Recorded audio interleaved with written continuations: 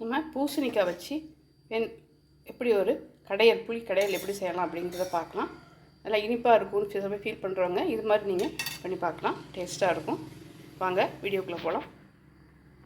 நம்ம இன்றைக்கி பூசணிக்காய் வச்சு ஒரு கடையல் பண்ண போகிறோம். அது எப்படி பண்ணலாங்கிறத பார்க்கலாம். நான் பூசணிக்காவை கட் பண்ணி எடுத்து வச்சுருக்கேன். இப்போ கடாயில் எண்ணெய் விட்டுருக்கேன். தாளிக்கிறதுக்கு கடுகு உளுத்தம் பருப்பு போட்டுக்கலாம். கொஞ்சமாக வெந்தயம் போட்டுக்கலாம். இது நல்லா செவக்கட்டும். இது செவந்து வர நேரத்தில் நம்ம வெங்காயம் போட்டுக்கலாம்.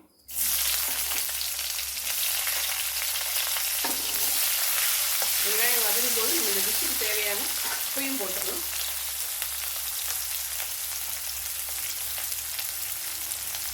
வெங்காயம் நல்லா வதங்கட்டும். வெங்காயம் வதங்கிடுச்சு. இந்த நேரத்தில் ஒரு பச்சை மிளகா, ஒரு காஞ்ச மிளகாவை கட் பண்ணி போடுறேன். கூடவே ஒரு தக்காளி போட்டுக்கலாம்.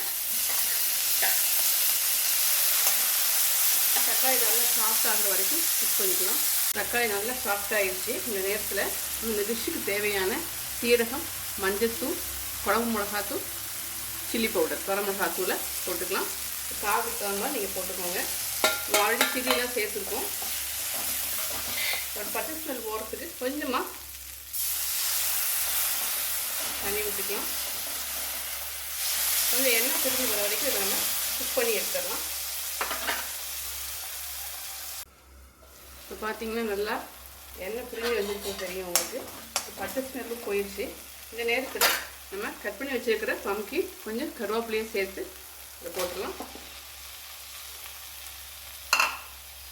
குயிக்காக வெந்துடும்.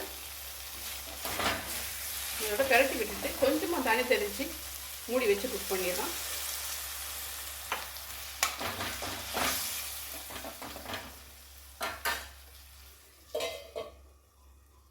பாருங்கள் நல்லா இது வெந்துருச்சா நீங்கள் செக் பண்ணிக்கலாம். பார்த்தீங்கன்னா வெந்துருச்சு. இப்போ நம்ம கரைச்சி வச்சுருக்கிற புளியை இதில் சேர்த்துடலாம். நல்லா இந்த காய் வந்து கொஞ்சம் இனிப்பாக இருக்கிறதுனால நம்ம கொஞ்சம் காரம் கூட போட்டுக்கிட்டால் நல்லாயிருக்கும்.